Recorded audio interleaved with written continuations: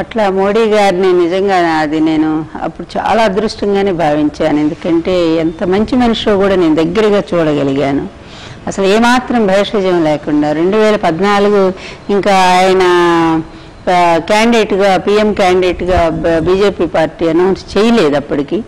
అయినప్పటికీ ఆయన చాలా అభిప్రాయాలు అడిగారు. ఇక్కడ రాష్ట్ర బీజేపీ పార్టీ గురించి అడిగారు.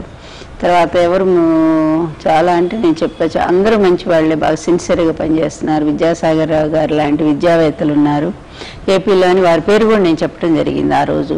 అలాగే రామారావు గారు చనిపోయారు అనుకోండి. అట్లా చాలామంది, దత్తాత్రేయ గారు, కిషన్ రెడ్డి గారు, ఇలా చాలా మంచి లీడర్స్ ఉన్నారని నేను చెప్పాను నేను. ఆ తర్వాత మావారి ప్రసంగం వచ్చింది. ఆయన చాలా great leader. I'm very very much impressed NT Rama Rao గారు. నాకు ఆయన అంటే ఐ రెస్పెక్ట్ హిమ్. మీ హస్బెండ్ అంటే నేను చాలా లైక్ చేస్తానమ్మా, ఎంతో ఇష్టపడతానని చెప్పారు. ఆ తర్వాత నాకు జరిగిన అన్యాయం కూడా, మా ఆయనకి నాకు జరిగిన అన్యాయం కూడా నేను మోడీ గారికి చెప్పాను.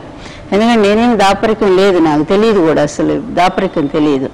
ఇట్లా చేశారండి అని అంటే ఆయన ఏం మాట్లాడలేదు కానీ బట్ విచారాన్ని వ్యక్తం చేశారు అప్పుడు. ఎందుకంటే ఆయన పొలిటీషియన్ కదా, అందువల్ల అట్లా నేను ఎన్టీఆర్ గారంటే ఆయనకి ఒక చాలా అభిమానం ఉంది, గౌరవం ఉంది. అలాగే నాకు కూడా మోడీ గారంటే చాలా రెస్పెక్ట్ ఉంది. కనుక అవి ఒక అద్భుతమైన క్షణాలుగానే నేను భావిస్తాను వారిని కలవటం అనేది.